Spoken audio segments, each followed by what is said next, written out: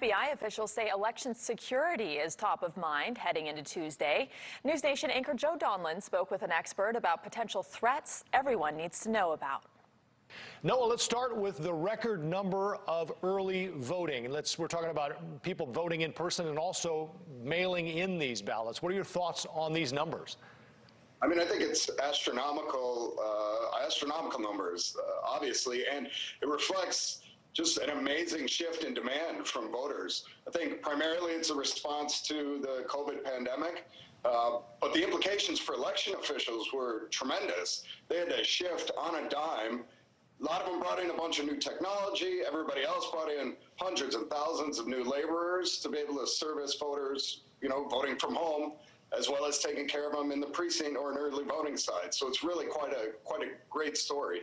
You have a lot of experience with election security. Is it too early to tell whether all of these mail-in ballots are going to be safe and counted, or do you anticipate problems? I don't anticipate problems generally.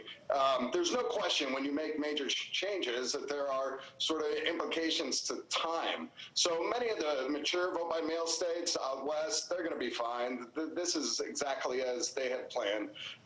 Many of the states that have ramped up significantly, most election officials are going to be able to push that through on election night. You got to remember that most states allow pre-processing. So a lot of these ballots have already been processed, already been scanned, and all election officials have to do is press count on the calculator. There's a handful of states that won't allow processing until some pre-processing this weekend or Monday, but then opening and scanning on Tuesday. Those are the places where you may see a little bit of delay, particularly in big jurisdictions. So you don't anticipate any long delays or problems? Well, look, in the states that can't start counting until Tuesday, there may be delays, and certainly in bigger jurisdictions, the implications are larger. Now, absent major legal battles or hundreds of challengers gumming up the process, if this works as it has worked in the past and as election officials have planned, we'll have an orderly count extending a couple days in some places, but everybody should feel pretty good about it.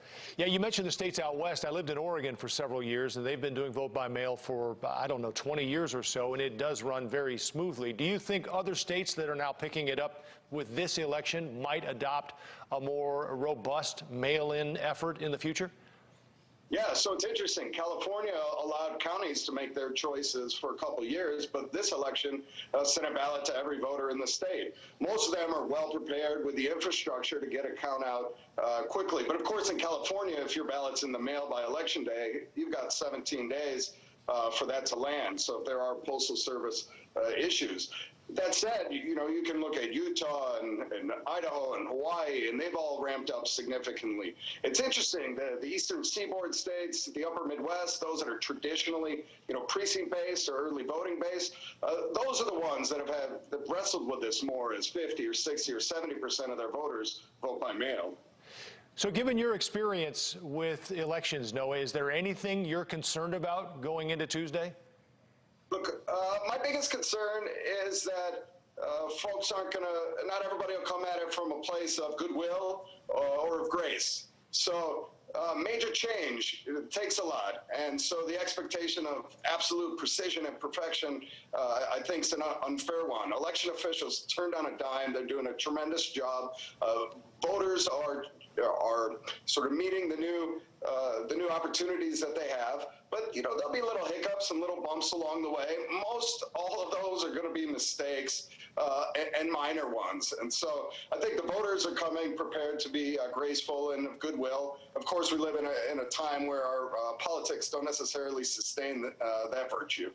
So again, I won't hold you to this answer, Noah, but I'm curious, given your experience, do you think we have some sort of results that will give us an indication as to who wins on election night? And if not, how far after that?